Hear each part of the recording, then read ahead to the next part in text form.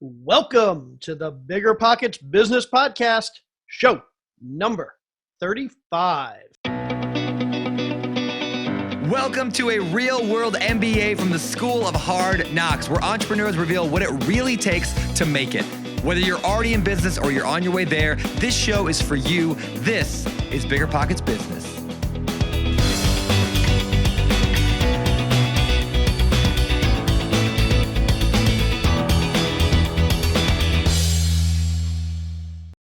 How's it going, everybody? I am Jay Scott. I am your co-host for the BiggerPockets Business Podcast, and I am here again this week with my amazing wife and co-host, Carol Scott. How you doing today, Carol?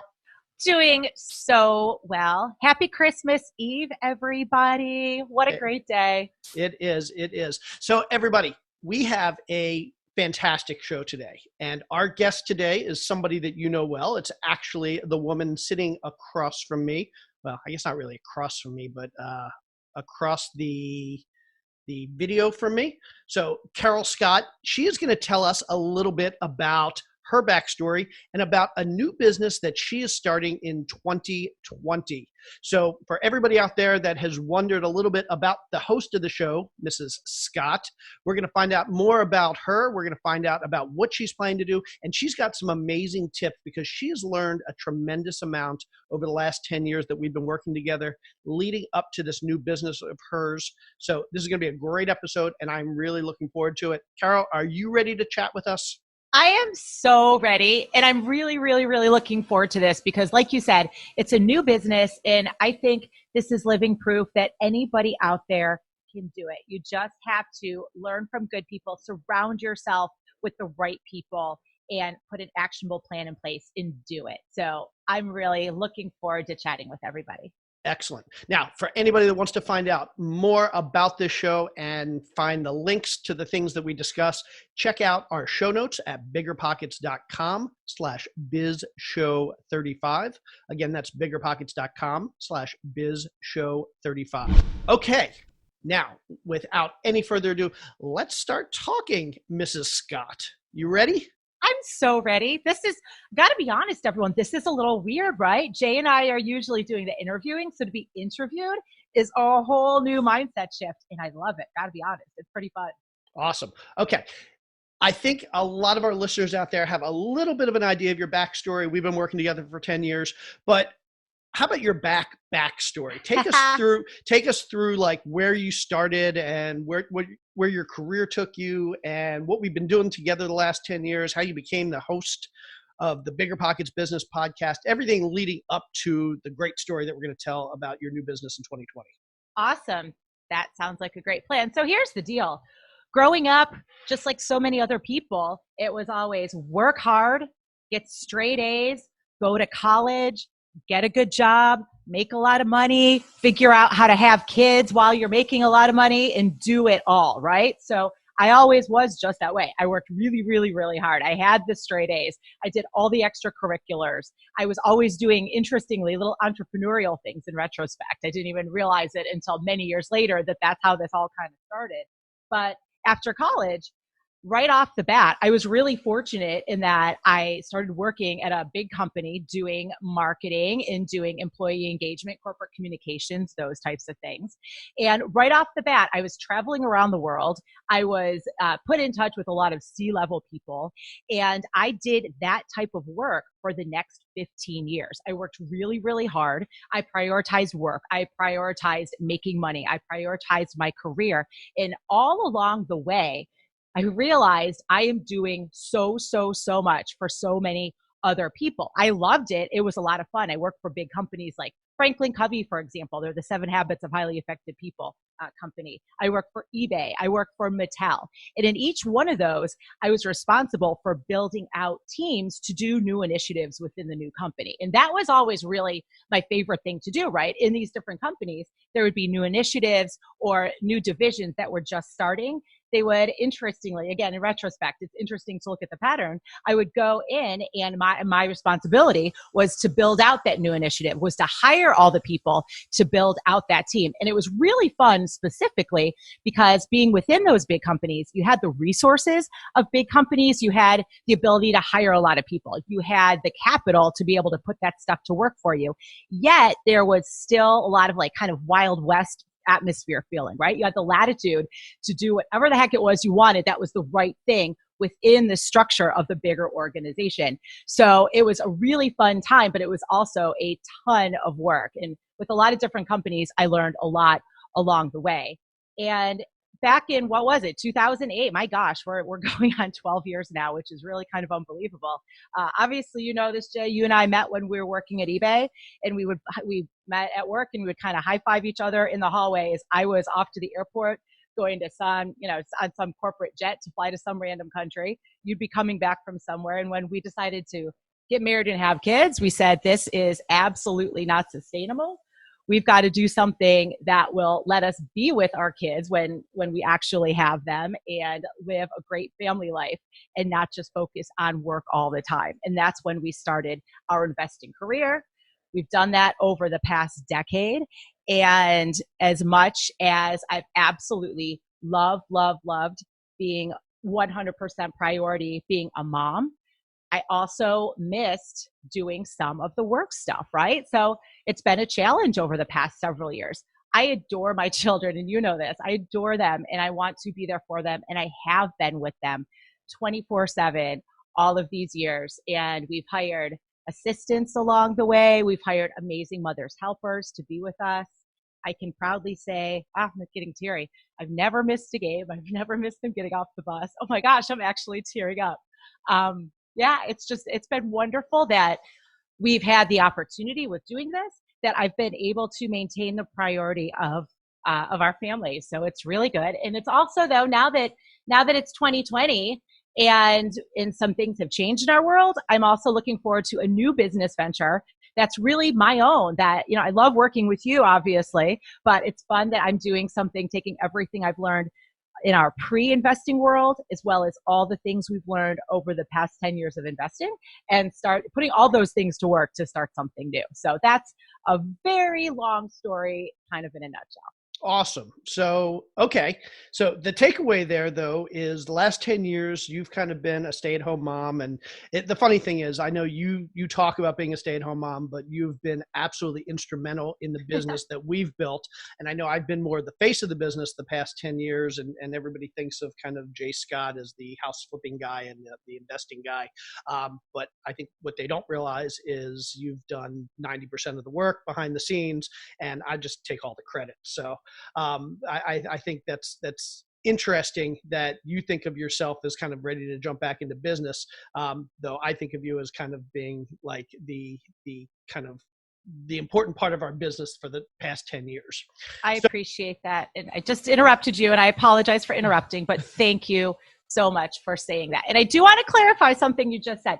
The reality is, though, and yes, I do appreciate that. And I know I have worked really hard. We've worked alongside each other, but it all goes back to, for all of you entrepreneurs and aspiring entrepreneurs out there, again, it's just identifying what your priorities are, right? So Jay's priority is, of course, he's such an amazing part of our family. We all work together as a team in our family, but when you kind of separate work and when you separate home, I take the lead on home. Jay takes the lead on work.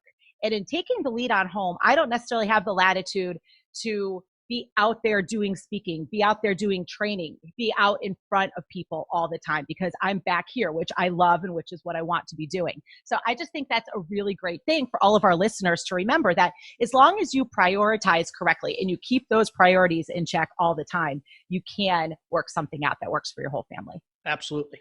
Okay. So we've talked in vague terms so far about your new business venture. Can you tell us a little bit about specifically what is that new business that you'll be launching, I guess, this month and going into 2020? Absolutely. So I am launching a boutique real estate brokerage. So we buy and sell high-end houses, but in addition to that, I don't want to have just another real estate office, right? again, I want to take all of the things that I did in my previous life, as well as all of the things that we've learned over the past 10 years. And I'm launching a new brokerage that buys and sells luxury real estate. And inside there are also other services, if you will. So there's a staging company within that. There's a market research company within that. There's a design studio within that. So it's a big overall brokerage that does a whole lot more than just buy and sell houses. Cool. So, okay, lot to unpack now. You've been doing real estate for the past 10 years. You've been an agent, correct? You've had your license. I've had my license for, forever, and in several different states, actually. Yeah. And so you've done the real estate agent thing for a long time. What made you decide that you want to go from just being a real estate agent for our business? For the most part, you've just been buying and selling houses for the two of us, hundreds of houses, but just for the two of us over the last 10 years. What made you decide now you want to start buying and selling or helping other people buy and sell houses professionally? That's a really great question. And here's the answer to that question. So I absolutely love the buying and selling for us. That said, I realized if I were just going to be a typical real estate agent, right? Two things. Number one, it kind of goes against everything we teach about working on your business versus working in your business, right? So if I were to go ahead and be just a typical real estate agent with another brokerage, for example, that really goes against all these things we talk about as far as being able to get the kids off the bus every day. I'd have to realistically be working nights, be working weekends. And that really just isn't conducive to this whole being able to do all of these different things with our family at the same time. And so that's one of the reasons I decided to start a brokerage. The second is I really wanted to leverage the credibility and the influence and really specifically the brand recognition that we've built over all of these years. So it would have been really easy to go with a Keller Williams, which is a phenomenal company, a Coldwell, Ingalls Volk, or whoever, with any of these great other brokerages. That said, I thought there was a whole lot to be gained from the fact that we've built up all of these other things in the real estate space over all of these years, and it made a whole lot of sense to leverage them. Got it. Okay. So you mentioned going into a Keller Williams or some other big brokerage, you just be buying and selling. So it sounds like you want to do more than just buying and selling at this point? Absolutely. Buying and selling, although I love it and it's a lot of fun, truly that's not where my passion is, right? You know this as part of our business over the past several years. In my previous life, I was all about marketing. I was all about branding. There was a lot of corporate communications and executive communications and employee engagement built into all of those things. Growing up, I was an artist. I was always drawing and just making signs and doing really visual things, right? So those are the things that truly, really bring me energy. Over the past 10 years in our business, along with the sales and marketing, I've always been the person to go in and design what the next 50 houses are going to look like, for example, right? And then making sure that gets executed. So just doing a traditional buying and selling, it's not something that I'm frankly that passionate about. So that's why I decided to build out the brokerage so that we can do all of those other segments of the things that, number one, will be valuable for the clients, and number two, will continue to energize me. So I think that's really important to remember as an entrepreneur. Again, whether you're new, whether you've been doing this for a while, as you define what your business is going to be looking like, make sure that there are components in there that really energize you. It would be frankly really, really easy to say, no, I'm just going to be a traditional real estate agent, 3% commission on a $3 million house over and over. And there are plenty of them right down there on the water. That's just a lot of money coming in, right? But frankly, is that going to be what drives me and what excites me every day? No, not at all. I get really bored and burnt out quickly. And I think a lot of entrepreneurs fall into that. They look at what is the opportunity out there that could potentially make me the most money without looking at what will it be that will truly keep you motivated and engaged on a daily basis. Got it. So, and I know the answer to this question, but for our listeners, I mean, you talked a lot about you like being a stay-at-home mom. You like putting the family first. But as a real estate agent, as a real estate broker that's helping people buy and sell houses, that's a job, that's a 24/7 job. I mean, a lot of the work is on weekends, a lot of work is in the evenings. I mean, that's how being a real estate agent is. So how do you plan to juggle the putting family first, but still having a job that takes you away on weekends and evenings? Sure. Well, my plan is, frankly, for the first couple months, there's a couple things. One of them is overall, I mentioned all those different parts of the business that we're going to have within the business. So there's the brokerage, which is the buying and selling. There's the staging services. There's the design studio. There's the market research. And number one, I have already hired some people to run those different parts of those businesses. So working with partners who are experts that share in my vision. Okay. So we'll talk more about that in a minute. And I recommend everybody do that. And we'll talk more about that, like I said, in a second. The other one is making sure that this business and what we're doing is not a mystery to the kids. It's getting the kids involved from day one, which, by the way, coincidentally, we've been doing that since, my goodness, since the very beginning. So I recommend that, again, to any entrepreneur out there. There's this interesting, I think, myth out there, especially with moms, especially women, that you can do it all, you can have it all, you can be 100% work-life balance and so on and so forth. And I will be the first person to say that I just don't feel like that's reality. You've got, something's got to give somewhere. You can't give 150% in every single one of those areas. So you have to realize that there are ways that you can compromise in all of those different areas. One way we've done that is to involve the kids from day one. I mean, there's an infamous picture that Jay has out there in a lot of his presentations where our first son, Chase, was born in the end of 2009. And there's this photo where I'm in a hospital bed looking just glorious, let me tell you. And there's a countertop in front of me, a little table thing. And there are two laptops. And I have a cell phone up to my ear. And I'm nursing the baby all at the same time. And that's just the way, well, that's kind of extreme, but that's just kind of the way it's always been. He went to our first closing when he was literally 5 days old. Our kids have been coming on the job sites with us since day one. And even in this business now. So the interesting thing is, I told the boys that they're now, one just turned 10, the other's about to turn 9. I told them I'm starting this new business.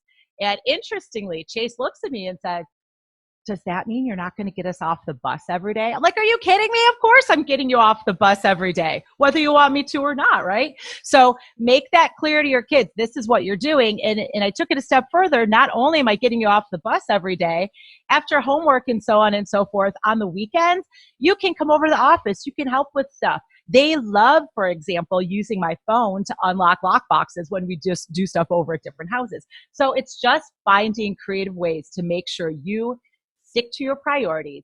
You need to find ways to get your kids involved, and you need to make sure that they're just part of it every step of the way. Awesome. Love that. Okay. You mentioned that you are hiring. So I know you're early in this business, but you're still bringing people on right away. Like, can you tell us a little bit about who your team is, how you're hiring them, why you're hiring them? Like, as opposed to, I know a lot of entrepreneurs kind of just do this on their own and they say, hey, I'm going to be a one-person show until I get everything up and running. But you're kind of starting off in hiring mode. So why and how are you doing that? Fantastic question. And without fail, I really would love everybody to listen to this loud and clear. I cannot stress enough the importance of whatever it takes, however creative you need to be to make sure it happens, go hire somebody for some part of your business. And if you can't afford to hire somebody like with a full-time salary, for example, that's okay. Even if it's somebody for 10 hours a week that you're paying a few dollars an hour to, or minimum wage, or get clever with commission, or maybe they're an independent contractor that works specifically on bonuses or helps you with tasks, whatever it is, go hire somebody. And this is why, right? It's just like when you're at the gym. There's so many mornings, for example, when it would be so easy to just stay in bed and say, no, I don't feel like going today. But if you have a workout buddy waiting at the gym for you, suddenly you're way more accountable and you're not going to miss that workout because you're not going to let that person down. Here's the thing. It's very similar when you have somebody working with you. We just got a new office space, for example, that I'll talk about in a bit. But here's a perfect example. I have a couple people working in the office now. And I go in right after I drop the boys off at the bus stop, and then I leave right before I go to pick them up at the end of the day. So I'm in the office for about 6 hours a day. And my mom came to visit last week. And in the past, it's always been really, really simple before I specifically had employees working for us. It would have been really easy to say, oh, mom's here. I'm just going to hang out. Or we're going to go down to the beach, or we're going to go to lunch, or we're going to go shopping, and all those things. Really treat it like vacation mode.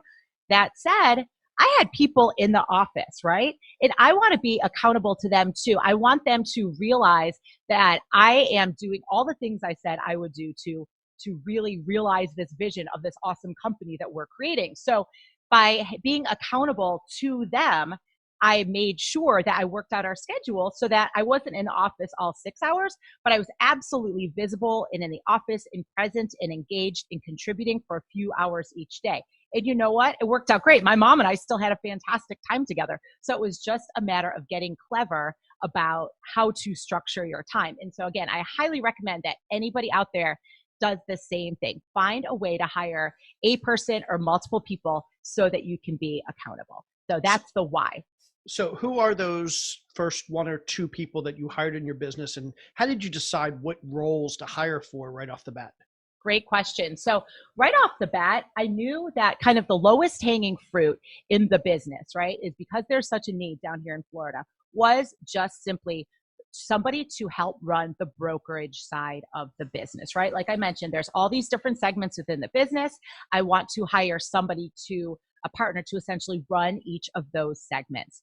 The one that was the lowest hanging fruit, for example, is the traditional buy and sell side of the business. So I decided to seek out somebody who has a lot of great experience as an agent, particularly somebody who also maybe has experience running teams and so on and so forth, right? So in doing that, let me back up. So that was hire number one, somebody that I knew could really, after we got everything up and running, could ultimately go out there and run the business. So that's another actionable tip. So when you're deciding who that first person is to hire, look at what it is in your business, or look at who it is that is going to make the most impact, okay? A personal assistant would be phenomenal. An executive assistant is great. That said, will that person necessarily be the one that's going to drive revenue? Will that person really be somebody who can hire other people and grow your business? Not necessarily. So you need to look for whatever that role is that will make the biggest impact in your business and hire for that role. So that's hire number one. And I'm going to talk about how I hired them in a minute. Then the hire number two, in addition to that, after I had that person all squared away, was to get a personal assistant, because let me back up. It's a personal assistant and an executive assistant. So I don't want to minimize this role. It's actually very encompassing. So realistically, we have this in our world, in the world that you and I, Jay, share, that for all of our investing, there are lots of things where there's all the back end of this podcast, for example, there are all of our investments, there's all of our books, there's all of our speaking, there's all of those other things. We need someone to help manage that stuff. And additionally, we need somebody to help manage all of the day-to-day tasks that are happening in the office and with our company, right? So the other person we hired was an assistant, and we very specifically clarified her roles as to what this person was going to be doing to assist Jay and me, or you and me, I guess is the right way to say that. And it's very specifically what her roles would be to assist with the marketing and the administrative tasks that are within the brokerage. So those are the first two hires that we made right off the bat. Does that make sense? Yeah, that makes perfect sense. So, and I know, like, we did that in our investing business for many years. I remember the first hire in our investing business was a project manager. And right. The reason why we chose a project manager first was because literally he could take 70% of the day-to-day tasks off of our plate. He could find contractors. He could evaluate properties. He could build scopes of work. He could manage contractors. He could get materials. Basically, 70% of the stuff that I would be doing and you would have been doing in the business day to day was covered by this project manager. So I really like that idea of figure out what role can take the most off your plate on day one and hire for that role first. Because ultimately, as entrepreneurs, we have so much to do on a daily basis. There's so many tasks on our to-do list. And when we're focused on those day-to-day tasks, we can't be focused on the higher level strategy of our business. So bringing in somebody that can kind of take all of those day-to-day tasks off of our plate allows us to have a lot more time in the day to focus on building the business and focus on working on the business as opposed to in the business. So I really love that. So talk to us a little bit about, you decided you were going to hire for two roles. You were going to hire somebody who could do a lot of the day-to-day work, and you were also hiring an executive assistant. How did you find those people? What tips do you have for interviewing and hiring? Really, what was your process for bringing those two people on? I love this question for so many reasons. So back before you and I started our investing business, like I mentioned, many years ago, I was responsible for growing out teams to design and carry out and execute new initiatives within companies.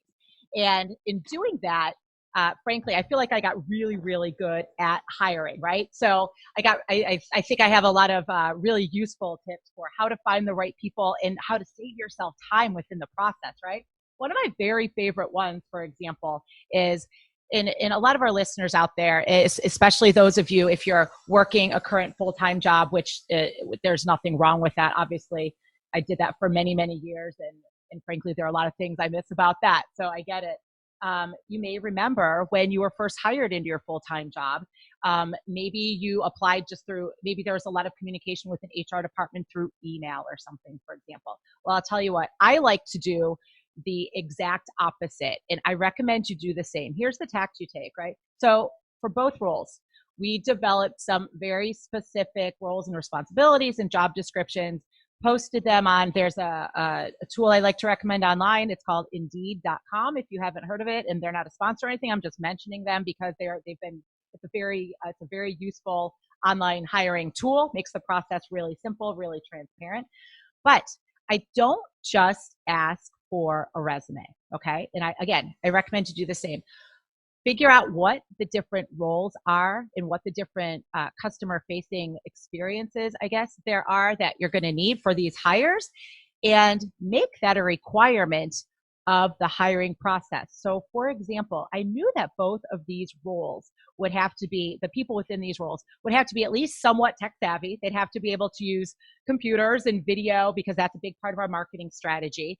And I also knew that they had to be exceptionally over the top, amazingly wonderful when dealing with customers and clients, right? I mean, there's no room for error in this business. We're a boutique brokerage who provides exceptional, through the roof, amazing surprise and delight every step of the way. And that had to be part of it, okay?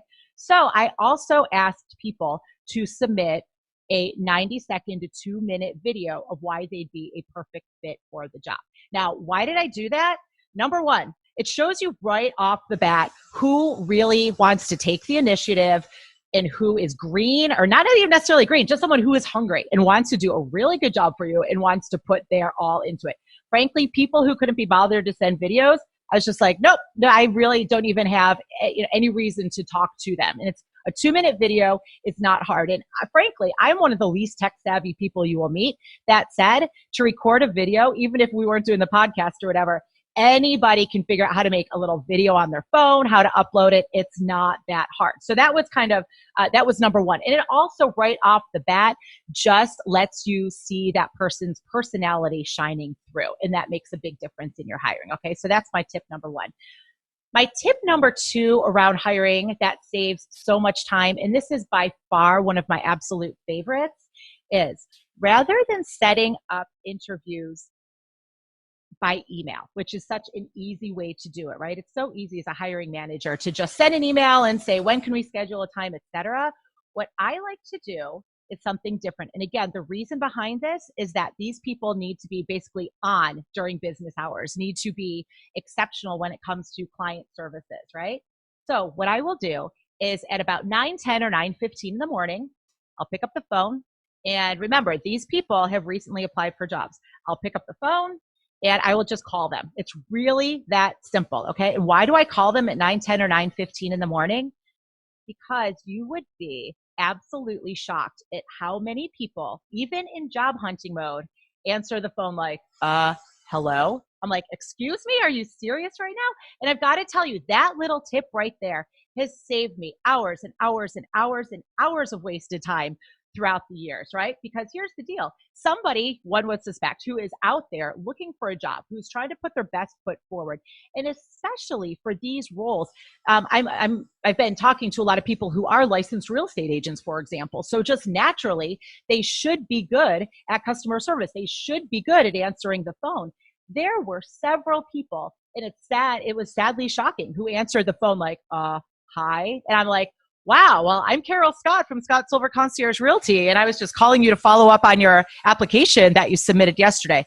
Oh, I'm so sorry. And I'm like, are you even kidding me? So, and I was nice about it and that type of thing. But point of that story is, get out of your comfort zone. Don't automatically assume that setting up interviews by email is the right way to go. You can figure out how your potential employee will treat a potential customer just by making that phone call during business hours when they're not necessarily expecting it. I highly recommend that to anybody. I love that tip. And it says so much more, that a lot of the people that you were getting resumes from and that you were potentially going to call for an interview were people that were licensed real estate agents. So not only did these people have to expect that maybe the person picking up the phone and calling me is a potential employer because they were submitting resumes, but also they had to think that these were potential clients. I mean, they're real estate agents. So 9:15 in the morning, it's very possible that a client was going to pick up the phone and call them. And so this is how they were answering the phone, not just when it was a potential friend or a potential employer, but also a potential client. And if they're going to answer the phone that way with their own potential clients, makes you wonder how they'd answer the phone when they're working for you and it's your potential clients. Exactly. And it doesn't only make you wonder, it pretty much solidifies what the customer experience could very simply be. And I would rather just move right on from that person, because there are plenty of other excellent people out there who are much more professional and are just so much better client facing. So just don't waste your time, people. Just don't waste your time. Figure out systems and processes within your everyday practices, whether it's hiring or whatever, that are going to save you time in the end. So that's what I recommend from that.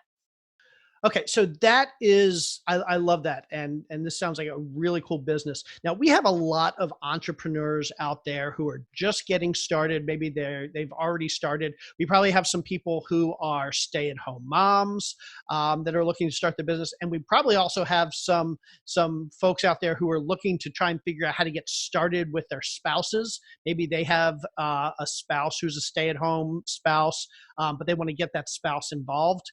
Do you have any tips in general for entrepreneurs out there that are looking to get their businesses started, looking to grow their businesses, or looking to basically juggle being a stay-at-home a mom or dad along with the business, or working with the spouse who's a stay-at-home mom or dad and bringing them into the business?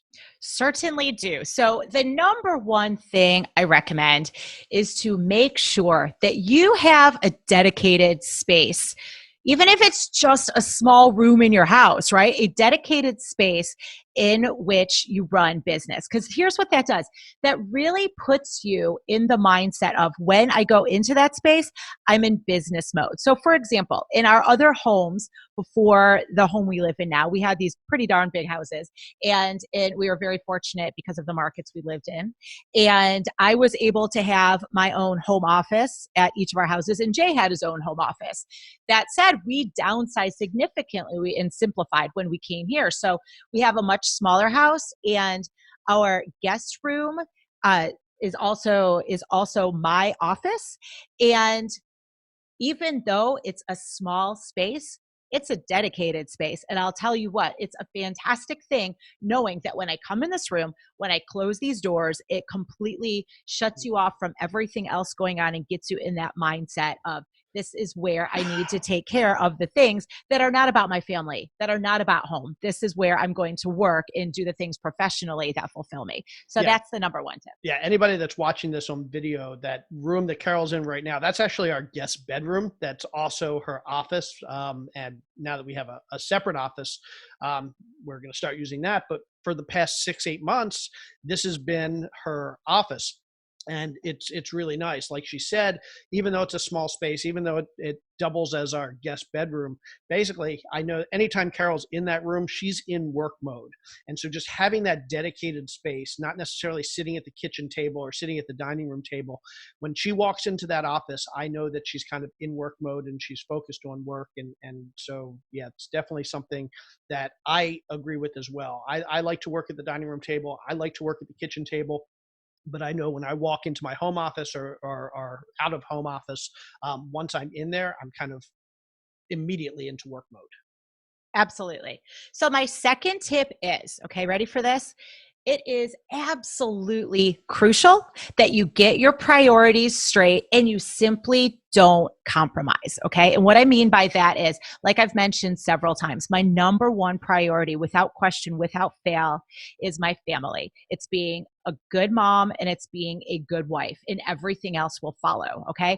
That's why I'm hiring people, to make sure that I can focus my time and energy where and when and how I need to. And the other important thing is, when you determine what those priorities are, make sure you sing that loud and clear to everybody, so that when you bring employees on, for example, they understand that that is the way you're going to run your business. And interestingly, you will likely attract people who have got your back, who have a similar vision and similar priorities. Also, from a client-facing standpoint, over the past several years, additionally, I've taken my kids on some jobs with me, right? And there have been a couple instances in which, frankly, the clients are a little annoyed that they're a little 2 and 3-year-old boys running around there. And I just looked at them and I'm like, they're part of the package. You want me, you get them. And it's amazing that people will just jump on board if they know that that is your priority and you're still committed to providing them with excellent service. And if they're not on board with that, well, guess what? They're just not a client that you need to be working with. Because again, we've said this a million times,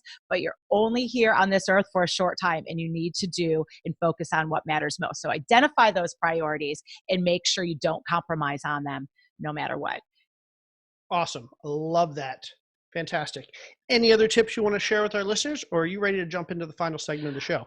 I want to jump into 4 more, but there is one last tip I would love to leave everybody with, okay? When you're starting a business, or even if you've been in business and you're looking to grow it more, simply get out there, okay? Leave your office, leave your house. You have to look at it as every single day, every single meeting, every single interaction is another opportunity to run into somebody that might be worthwhile in some facet of your life, whether it's your personal life, whether it's your business life, whatever. Here's a great example, right? I met the person who is actually the staging partner in our business just by being out at a meeting. Here's another great example.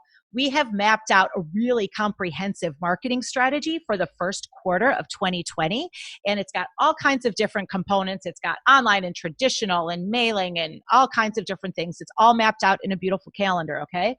That said, a couple of weeks ago, my partner that's helping me run the brokerage component and I just went to this kind of public area, and we were filming a video for our website. Well, guess what? By being out there with a little video camera, we ended up chatting with so many people, and we got 2 clients in the hour and a half that we were sitting out there, because people just love to see what's going on. So get yourself out there. Do not be shy. Just sing those praises of your own company, what you're doing, what you're passionate about, what's coming in the future. I talk to people in line at the store all day long. I give out cards like there's no tomorrow. Get people on board with what you're doing, and you're going to find the right people to work with and the right people to work for. Awesome. I absolutely love that tip. Okay. Well, I think you know how this next segment works, the 4 more. So I'm just going to jump right in. Question number 1, what was your worst job and what lessons did you take from it? I've had so many random jobs and so many worst jobs, but I think the one in which I want to share the lesson was I took on the role of a marketing manager. This was back like a million years ago. And I actually only stayed at that company for 2 weeks. And this is why. The company had a ton of potential. They were very early touch screen computing type of things before touch screens were a thing. This was back in the 90s, right? Tons of potential, really cool company, really cool branding, great track record.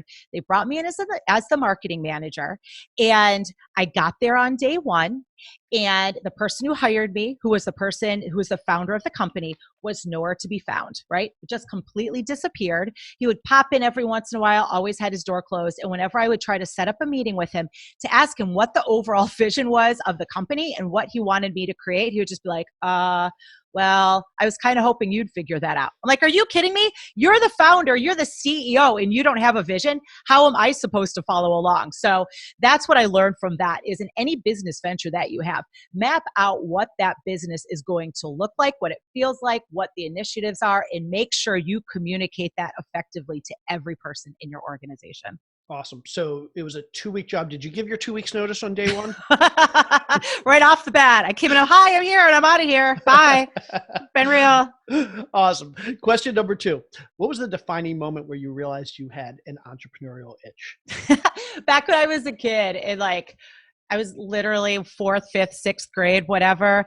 I was doing face painting at little county fairs and craft shows and that type of thing. And that was before face painting was like big Disney face painting. I'd paint like little eyes on alligators for like a quarter. And at the end of the day, I would come home. This is so ridiculous.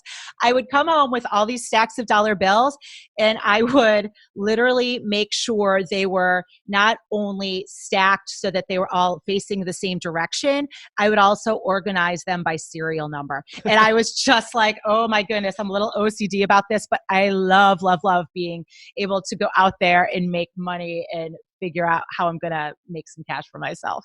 That's awesome. Okay, question number 3. What's the worst advice you've been given, and what do you do with it? What did you do with it?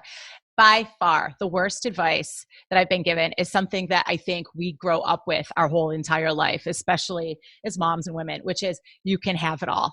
I call major BS on that. You can't be an 150% amazing over the top mom and be an amazing 150% over the top wife and an over the top amazing 150% business owner at the same. You cannot. Something has got to give somewhere. So again, you have to prioritize, and also you have to just realize that there's a point where everything is good enough, right? Everything doesn't have to be absolutely perfect every step of the way. Things can be good enough, and we put so much pressure on ourselves to do it all and to be excellent that you realize that your good enough is probably better than a lot of other people's absolute best effort. So just realize you can't have it all, but you can prioritize the way to make it good enough and then some. Love it. Okay. Question number 4. I know this is your favorite question. I should probably let you ask yourself this question, but I'm going to ask you anyway. So what is something that you have splurged on that was totally worth it? Well, I'm looking for one right now and I don't have one. Oh, there's one. This is something I've been splurging on for 20 years.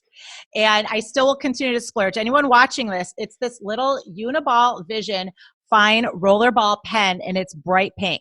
Okay. And I buy these by the 20 pack over and over and over. And I have been for literally 20 years at this point. And this is why. It's not just because I like pink. Pink has been part of my brand. So people wonder like, why do you wear pink on the show and so on and so forth?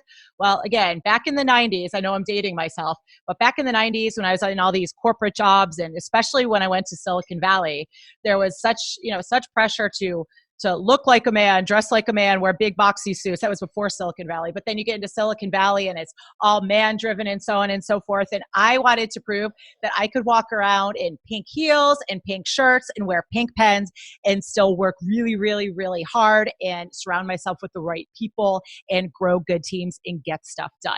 So pink has been kind of my signature thing forever and it always will be. And therefore is part of my brand always. I sign everything with a pink pen. And people know it's Carol Scott. And I can attest to the fact that we have those pink pens everywhere. Awesome. Okay. So this is the more part of the 4 more for our listeners out there that want to find out more about Carol Scott. Where can they get in contact with you? Where can they find out more about you? Where can they find out more about this amazing new business that you're starting? So my new website is scottsilverrealty.com, scottsilverrealty.com. I'm on Facebook as Carol Scott, and my Instagram is at CJ Full Circle. And also, of course, we're on our own podcast, but we've got to plug our BiggerPockets Business Podcast. You can hear all kinds of stuff about me anytime. I have the book on negotiating real estate, and just all other kinds of fun stuff. So get in touch with me anytime. Love to hear from you. Yeah, and it's pretty sad that you got your Facebook username wrong. You were Carol J. Scott. Oh, that's right. Silly me. Carol J. Scott is my Facebook. Awesome. Cool. Well, I really appreciate you taking the time to answer my questions today, as opposed to being the one to ask the questions. This was awesome. And I guess we will see you back here next week, but I am really looking forward to a few months from now when you come back and tell us all about how the business is going, and maybe we can track your progress and your success over the next few months and years. Absolutely. How fun is that? Anyone can do this, people. That's the thing. No matter who you are, no matter what you're doing, you just got to get out there and do it. I know it's so much easier said than done, but just take the first steps. You can totally do this. Awesome. Okay, well, let's wrap this up. Let's wrap it up, baby. How do we do this? I'm sitting here, I'm like, how do we make this happen? Okay, try. Let's see what we can do. Let's see what we can do. Okay, she's Carol. I'm Jay. Now go start yourself a business today. Ha! We totally did it. That was pretty good. That'll work. Awesome. Cool. Everybody have a merry, wonderful holiday, Christmas, anything you celebrate, and we will see you again right before the new year. Thanks again, everybody. See you soon.